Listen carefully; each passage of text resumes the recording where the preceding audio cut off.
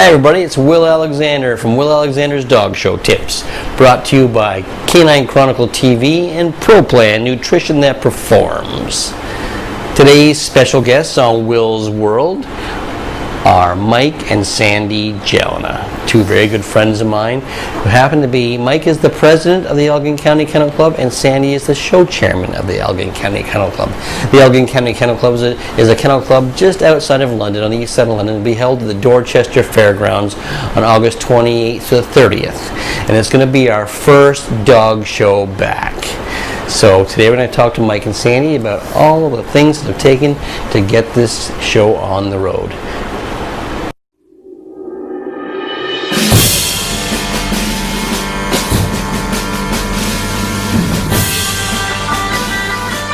Today we have in the interview seat, we have Mike and Sandy Gelinas from the Elgin County Kennel Club. Now, Elgin is preparing to have the first show in Canada this year during the pandemic. The show will be August 28th to the 30th. So I'd like to find out what Mike and Sandy have prepared to get themselves ready for this monumental event here in Elgin. Hi guys, how are you? Well, good. How are you, Will? I'm good, staying busy. I'm sure you guys are extremely busy, so. Yeah, this last couple of weeks it's been crazy. Crazy, I'm sure. Just give me a quick history on the, I'm sorry, Mike? The anticipation of getting it off the ground and getting started. Oh, I'm sure, yeah. Everybody wants it, so that it opened a couple days ago and it just went crazy, so get ready. I know. I think it's going to be a big deal. Yeah, for sure. I can't wait. Can you give the viewers a quick history on the Elgin County Kennel Club for me? It's approximately 50 years old. We've been members for 45 years. And it's a small club. It's been very successful over the years. I think we've brought a very good product. Most of the time, we hosted the Purina National in 2014. And now we're ready to hopefully host the first post-pandemic dog show. 45 years? Sandy, were you like 5 when you joined? I was. Yeah. 6. I was 6. 6, okay. I have to be honest. It's gone quick. Oh yeah. So Sandy is the show chair. Just tell me what's been involved getting this going. So. Well, we're really fortunate that we have a great venue in the Dorchester Fairgrounds. There's acres and acres and acres to be used there. We've gone completely outdoors this year, so there won't be any indoor grooming this year whatsoever, but we still have power for people if they want to bring their pop-ups and that sort of thing to look after their dogs at not ringside. But well, we have designated parking this year for campers, and we have designated parking for vehicles. It'll be more structured this year than it is in the past. Our show's always been really relaxed, like just pull in, park, be happy. But this year we have to put some practices in place to keep everybody safe. Yeah. There's a list in our premium list of COVID protocol. For masks are mandatory to be worn, exhibitors, judges, ring stewards, in the rings, under the tents, in the direct ring area where you can't keep a 6-foot, 2 meter. I'm old school, so it's still 6 feet for me, 2 meters apart. Hand sanitizing stations will be under each tent for the exhibitors. There's a multitude of things that we're asking people to do just to help out. And I can talk later about the judging schedule, but this year as I said, there's no indoor grooming. There'll be no tables or crates or trolleys underneath the tents. There'll be no chairs provided by the club. You have to bring your own. We don't want to be responsible for having to clean them. There'll be no public catalog, so you'll have to know your numbers when you go to the show secretary's table to pick them up. You have to know what they are because you won't be able to look them up this year. There'll be no picnic tables provided. We've always had a great food booth there and very social area for our exhibitors to sit and visit, but there's nothing indoors, so we're not going to have picnic tables outside either. We will have a food truck or something like that. but it's going to be takeaway. You walk up, take it back to your setup or your vehicle. We want people to be self-sufficient. We want them to bring their own sanitizer and bring their own, personal use mask. I have one. I have a Maple Leaf one I'm going to bring. Yeah. We saw that. Mike has a Montreal Canadian one. I don't know if he'll wear it. If I can interrupt for a minute, I think what we have to count on our best volunteers, which are all the people that are going to come to this dog show. Mm-hmm. They're going to have to volunteer their time to take that extra bit of time it's going to take to bring everything they're going to need to meet protocol. And everyone's going to have to do their bit in their setup areas and their camping areas so that the show will go off without a hit. We certainly don't want a problem. We want everybody to do their best, to come and have fun, enjoy it. It's been a long time without one, but we're not going to be able to do it without, pardon me, the cooperation of everybody that comes. Exactly. Yeah, I agree. And it's just to get our world going again, we need everybody to help. Yeah, for sure. We have to work towards this. As Mike was saying, we need people to abide by the rules, because this will be zero tolerance. If you're not going to abide by the rules, we've asked people not to enter. If you don't think you can conform to what we're asking, don't enter, and don't attend with an exhibitor to come and watch. Just stay home. We want this to be well received, and we want everybody on board, right? We're asking that you don't shake hands. Comments on that. How can you have a dog show without hugging and touching and that sort of thing? We're asking that you don't touch dogs that are not your responsibility, and that you don't use common utensils like bring your own writing instruments, that sort of thing. So there is a process. When you arrive, you're going to have to hand in a waiver and show proof that you're entered, or you won't get access to the grounds. The gates will be manned. And at that time that you hand in your waivers and you show proof of entry, you'll be given a wristband that you'll have to wear all weekend. Don't take it off.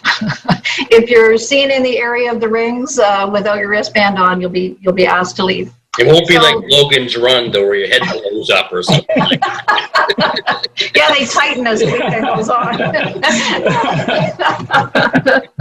We won't be providing any public X pens this year, or any public bathing stations for the dog. I mean, it's just common sense.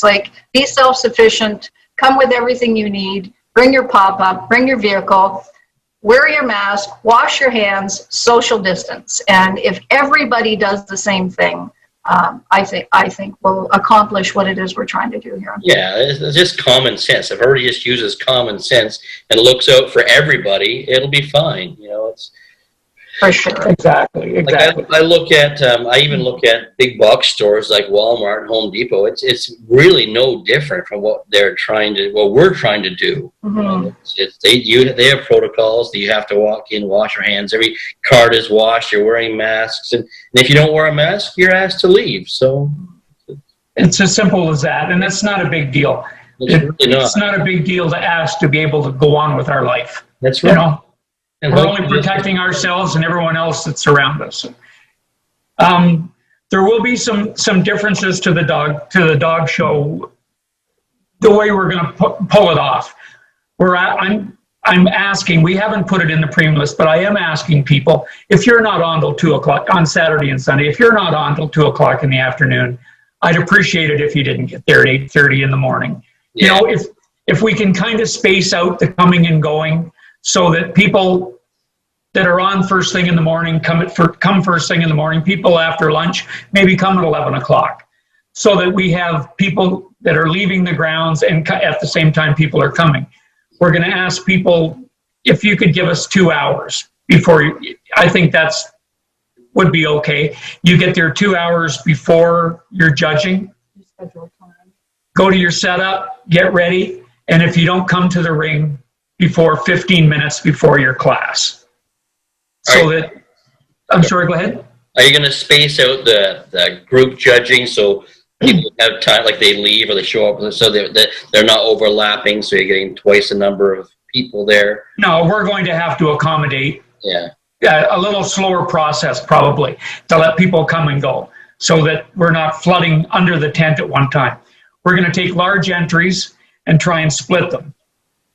Use group one. If there's 30 labs and 30 Goldens, we're not going to have them running one after the other. We'll put one an hour later or an hour and a half later so that the big entries are not following each other. Okay. We just have to try and keep the spacing and the protocol easy to achieve, I guess. Yeah, idea.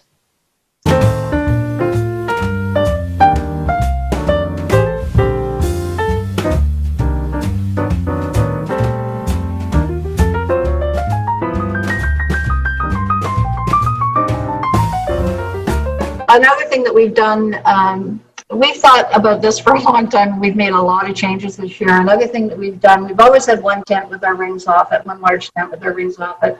This year we're going to have multiple tents. They're going to be a little smaller, and none of the rings are going to be together.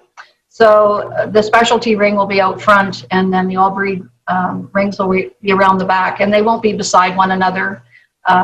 We're going to use a pavilion that's there, and we've booked smaller tents for the other rings. So we'll be well spaced out ourselves. Good. And then with the scheduling, as Mike had said, larger entries will be separated so that you don't have an onslaught of people in one area at one time. We are asking that once you've finished exhibiting your dog, that you go back to your setup. You can visit with your friends, you can talk to your competitors. We can all have a really good weekend. We just have to be careful and be smart about it. So there are safeguards that we put in place, and we just need everyone's cooperation. The only thing that'll be indoors this year are our washrooms, which I'm happy to say we have indoor washrooms for our outdoor show. That's really the only thing that'll be open, and there's an area for the judges to have their lunches. But the entire show will be outdoors this year. All the buildings will be locked. We've always provided indoor grooming for our outdoor show, but not this year. Yeah. So we've done everything we can think of. We've sent this out to other people before it was posted, asking for ideas. Is there something we missed, something we could do better or improve upon? I think we're good. I think we've got everything. I think we have to be very pleased. We've had support from one end of the country to the other. Yeah. People calling and sending well wishes. We've had people calling to volunteer. I think everyone wants to pull this off. They want to help us pull it off. Yeah, which is really nice. I think our sport needs our support right now for sure. It's been 5 months, and our dog shows and dog folk, we all need one another to one extent or the other. And we wanted to try to put on the show before the fall shows were supposed to take place, for fear that we didn't get another opportunity. If the indoor shows are not going to go, this may be the last show in our area until next year. Yeah, so I think a lot of it's going to ride on success of this show. So I think it's like in America with the Oklahoma circuit. It's kind of, everybody took that as a template. Mm-hmm. And I think that's what Canadians are going to do with you guys. So. And I think with Oklahoma, they took it, and you've seen what they did in Canfield, and they made it even better. Yeah. And I'm sure this weekend in Wisconsin, and then Topeka, and various areas that are, have shows coming up, every time there's another event, it's going to be done a little better because people are going to get better at it. Yeah. I have no problem with the mask. We wear them when we leave the house. We wear them. Like everywhere we go, we wear a mask. I have no problem washing my hands, and I have no problem keeping 6 feet away from someone, regardless where we go. So this may be with us for a little while, and it's our new normal. So we might as well, if you want to enjoy the weekend and compete with your dogs, just follow the rules. If everybody follows the rules and we're kind to one another, that's another thing. We have to be a little more patient with each other. Yeah. And I think we can pull this off, and it'll be safe and it'll be successful. Well, I'm sure you will, because it sounds like you guys have checked every box and that I can think of. So I hope that everybody will follow suit and just support the whole process. Yeah. And you're right. Like, maybe they can improve on, the next club can improve on what we've done. I'm hoping we're not going to be the last show this year in Ontario. I'm hoping someone else can pull off another show before year's end. I do want to say one thing though. This is not about the race for top dog. Okay, so that's just for a handful of people who can push for that.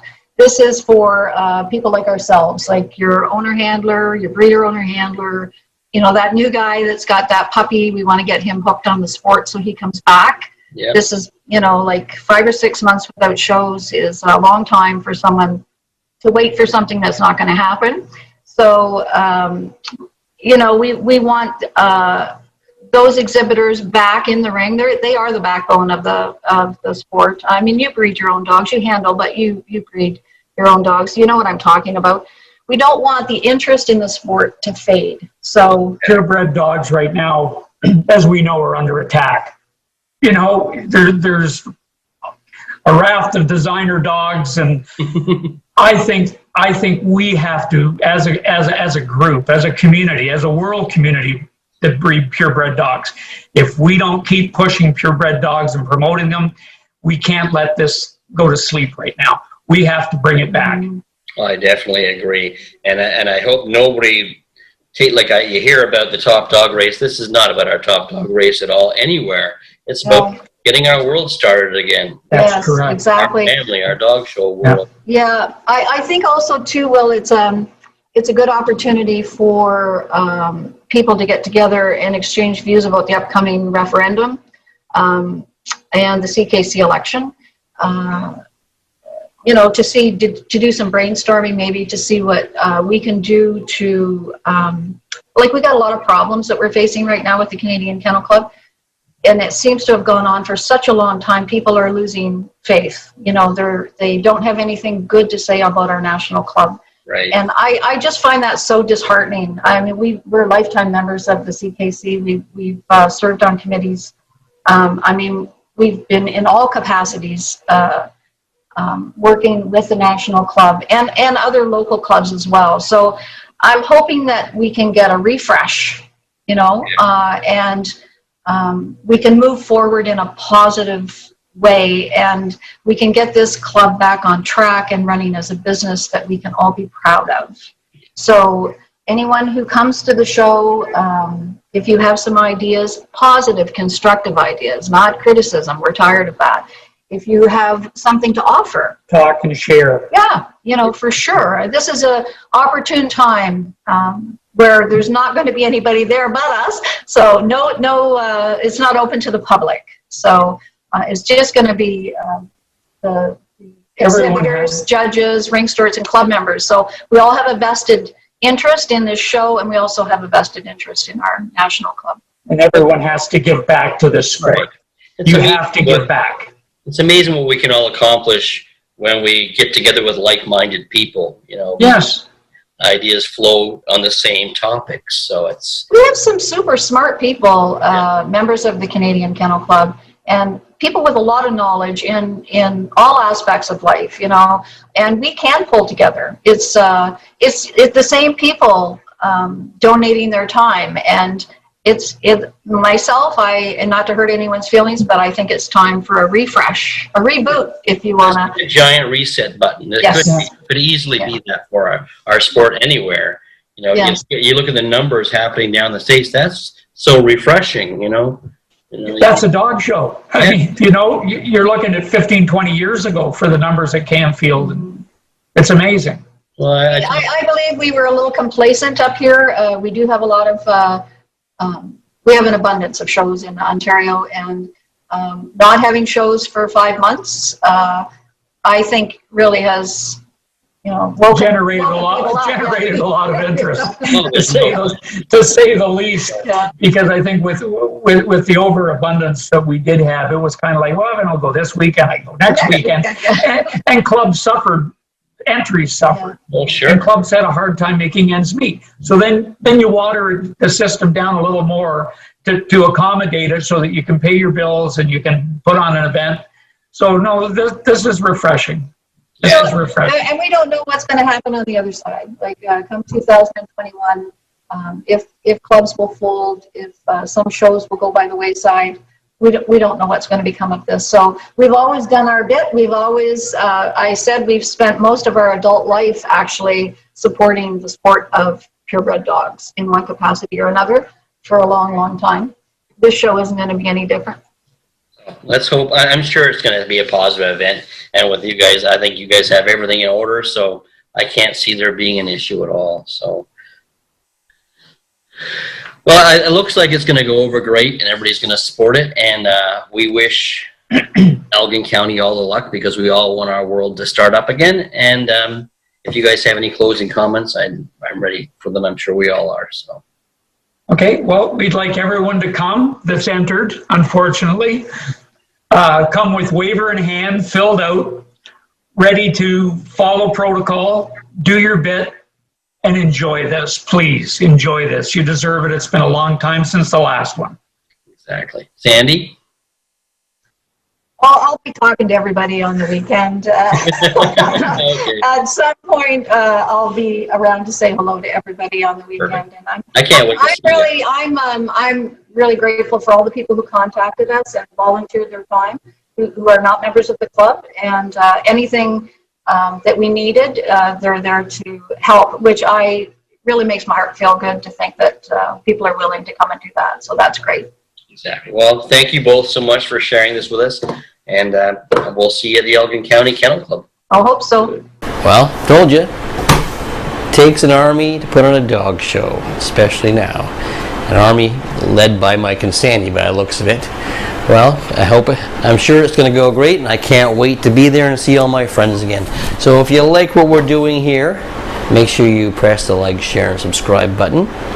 And if you want to get a hold of me, you can email me at dogshowtips@gmail.com. Or if you just want to find out what's happening in Will's world, go to willalexander.net. Until next time, this has been Will's World. Talk to you soon.